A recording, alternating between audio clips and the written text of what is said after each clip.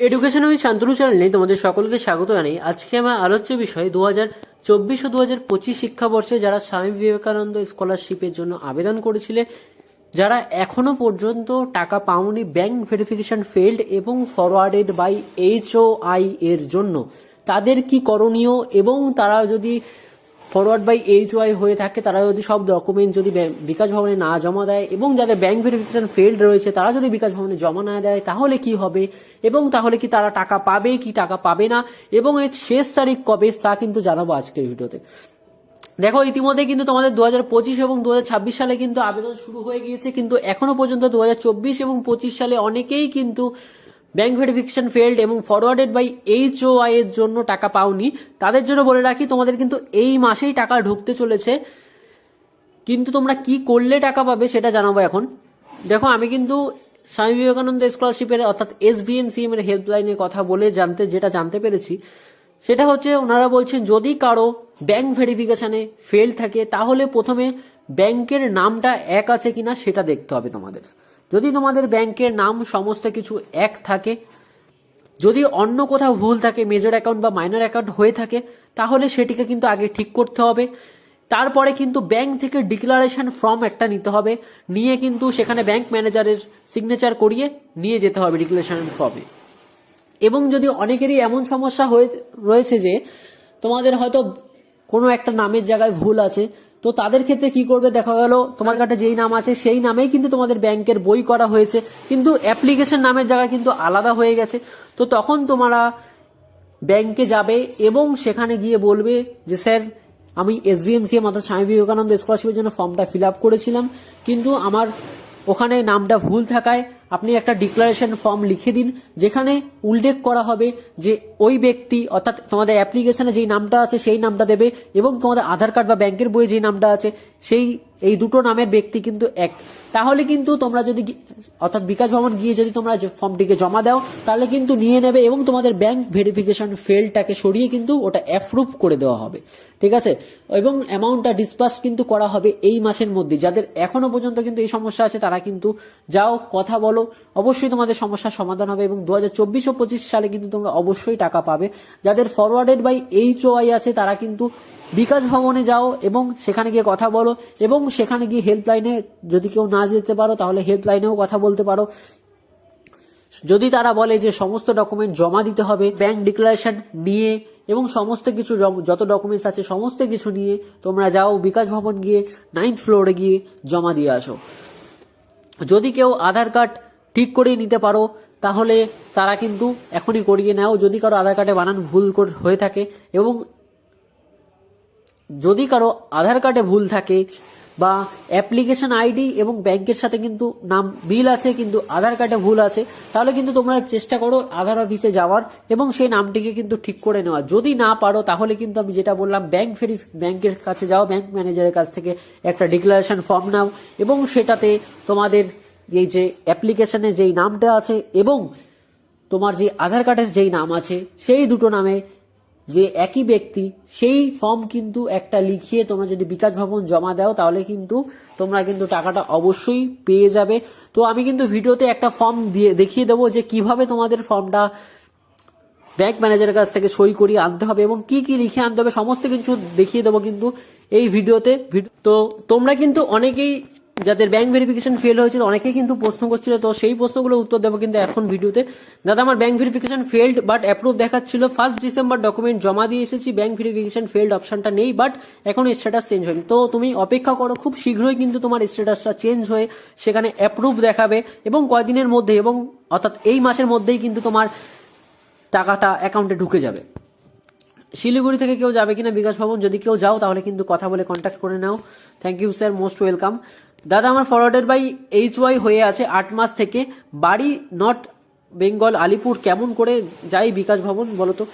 যদি তোমার যেতে খুবই অসুবিধা হয় তাহলে তুমি কিন্তু বিকাশ ভবনে হেল্পলাইনে কথা বলে কিন্তু তোমার সমস্যাটা বলো, তারা কিন্তু অবশ্যই তোমার সমস্যার সমাধান করে দেবে। এবং বলে রাখি, তোমাদের যাদের ব্যাংক ভেরিফিকেশন ফেল্ড এবং যাদের ফরওয়ার্ডেড বাই HOI হয়ে আছে তাদের কিন্তু এখনো পর্যন্ত কোনো শেষ তারিখ দেয়নি। স্যার, যাদের application approve scholarship amount not disburse টিএস দেখাচ্ছি, তারা কবে টাকা পাবে? তো তোমরা কিন্তু এই মাসের মধ্যেই টাকা পেতে চলেছো। আমার ছেলে এখনো টাকা পাইনি, ওখান থেকে মেসেজ পাঠিয়েছিল, রেজাল্ট নাকি পরিষ্কার বুঝতে পারিনি, আবার নতুন করে রেজাল্ট আবার পাঠানো হয়েছে কিন্তু এখনো আসেনি টাকা। তো তুমি কিন্তু অপেক্ষা করো, তুমি যদি পাঠিয়ে থাকো তোমাদের স্ট্যাটাস খুব তাড়াতাড়ি পরিবর্তন হবে এবং টাকাও কিন্তু তোমরা শীঘ্রই পেতে চলেছো।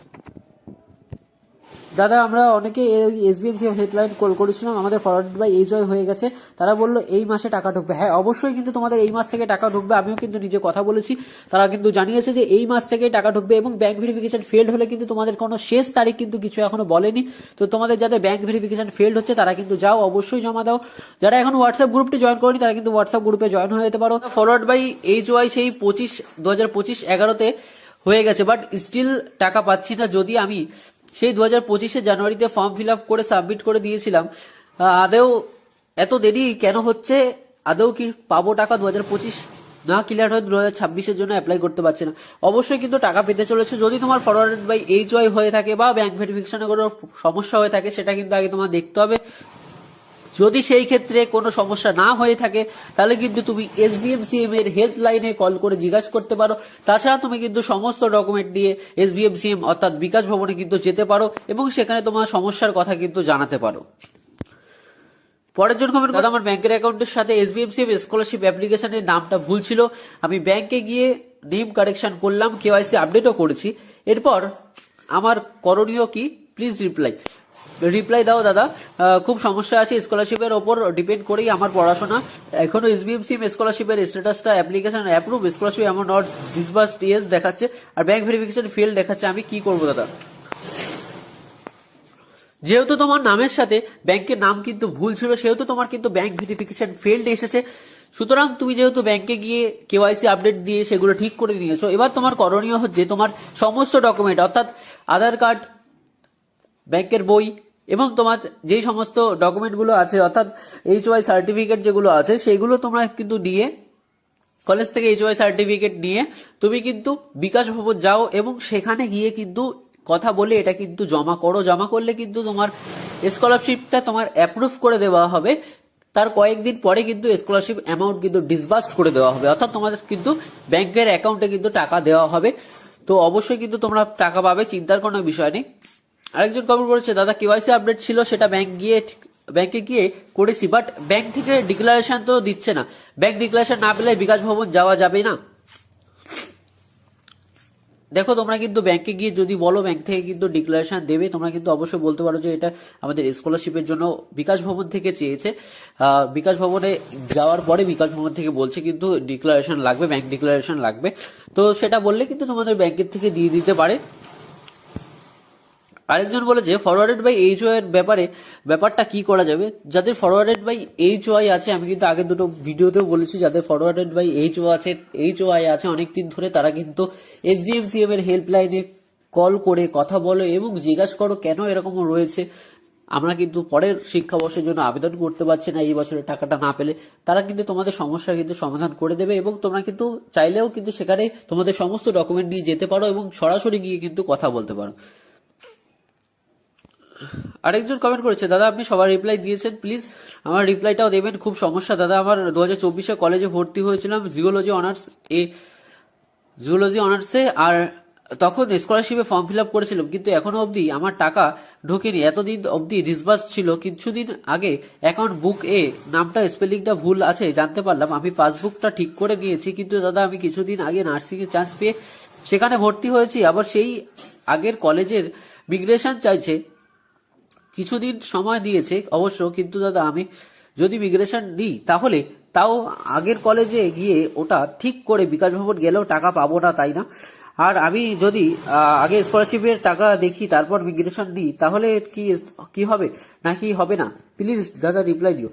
তোমাকে বলে রাখি, তুমি যদি মিগ্রেশনটা নিতে পারো, যদি না নাও, যদি পরে নিতে চাও মিগ্রেশনটা তাহলে তাও করতে পারো। আগে 2024 এবং 25 শিক্ষাবর্ষে কিন্তু তুমি যেহেতু আবেদন করেছিলে সেহেতু স্কলারশিপের টাকা কিন্তু তুমি অবশ্যই পাবে। সেজন্য কিন্তু তোমার বিকাশ ভবন যেতে হবে এবং কিন্তু সেখানে কিন্তু কথাবার্তা বলতে হবে, বললেই কিন্তু তোমাদের কিন্তু অ্যাপ্লিকেশন অ্যাপ্রুভ করে দেওয়া হবে যদি তোমার সমস্ত ডকুমেন্ট ঠিক থাকে তাহলে। আরেকজন কমেন্ট করেছে, দাদা আমি কলেজ স্টুডেন্ট, আমার ফার্স্ট সেকেন্ড সেমিস্টার নাম্বার কম থাকায় অ্যাপ্লাই করা হয়নি, কিন্তু থার্ড ফোর্থ সেমিস্টারে 60% বেশি থাকায় আমি কি অ্যাপ্লাই করতে পারবো? প্লিজ রিপ্লাই করো। হ্যাঁ তুমি কিন্তু অবশ্যই অ্যাপ্লাই করতে পারবে, কোনো অসুবিধা নেই। 3 ডিসেম্বর আমার অ্যাপ্লিকেশন স্যাংশন হয়েছে, বাট এখনো টাকা ক্রেডিট হয়নি। যেহেতু তোমার 3 ডিসেম্বর অ্যাপ্লিকেশন স্যাংশন হয়েছে, তুমি কিছুদিন ওয়েট করো, টাকা কিন্তু অবশ্যই ক্রেডিট হবে।